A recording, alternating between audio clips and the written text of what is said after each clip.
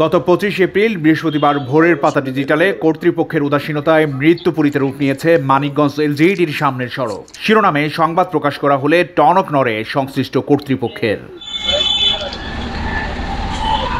সংবাদ প্রকাশের একদিন না পেরোতেই অনেকটা তড়িঘড়ি করে প্রায় 5 বছর পর মানিকগঞ্জ সড়ক ও জনপদ বিভাগের পক্ষ থেকে জেলা সদরের বেউথা রোডে এলজিইডি অফিসের সামনের সড়কে অবশেষে দেয়া হলো বহু প্রতীক্ষিত সেই স্পিড ব্রেকার।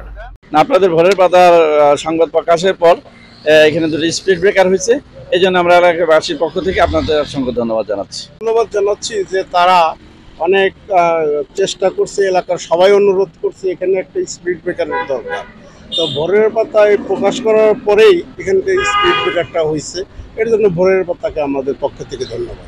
এখানে দুইটা স্পিড ব্রেকার হওয়ার পরে অ্যাক্সিডেন্ট অনেকটাই কমবে, তার জন্য আপনাকে ধন্যবাদ।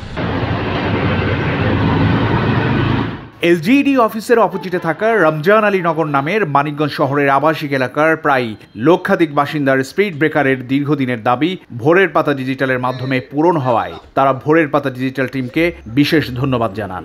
এলজিইডির সামনে জনাব আব্দুল মজিদ, যিনি এলজিইডিতেই চাকরি করতেন, উনি রিক্সা এবং মোটরসাইকেলের সংঘর্ষে দুর্ঘটনায় পতিত হন এবং মৃত্যুবরণ করেন। এই সংবাদ ভোরের পাতায় প্রকাশিত হওয়ার পরে কর্তৃপক্ষের নজরে আসে। কর্তৃপক্ষ যথাযথভাবে এখানে স্পিড ব্রেকার তৈরি করেছেন।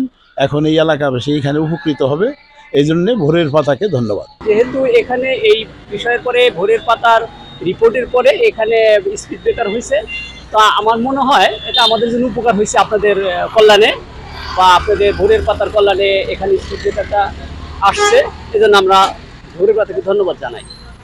আর বিশেষ করে আর আমার মনে হয় আরেকটু স্পিড ব্রেকারটা একটু হওয়া উচিত ছিল, একটু কি বলে আরেকটু হওয়া উচিত ছিল। এখানে স্পিড ব্রেকারটা হালকা মনে হচ্ছে, এখন হচ্ছে না, গাড়ি স্পিডেই চলে, আরেকটু ভারী বা হওয়া উচিত ছিল। দৈনিক ভোরের পাতায় ডিজিটাল ও চিপ ক্রাইম জনাব সাব্বির একটি প্রতিবেদন প্রকাশ করেন। ওনার প্রতিবেদন এবং আমার আবেদনের প্রেক্ষিতে গতকাল সন্ধ্যায় এলজিইডি ভবনের সামনের মহাসড়কে দুই পাশে স্পিড ব্রেকার নির্মাণ সম্পন্ন হয়েছে।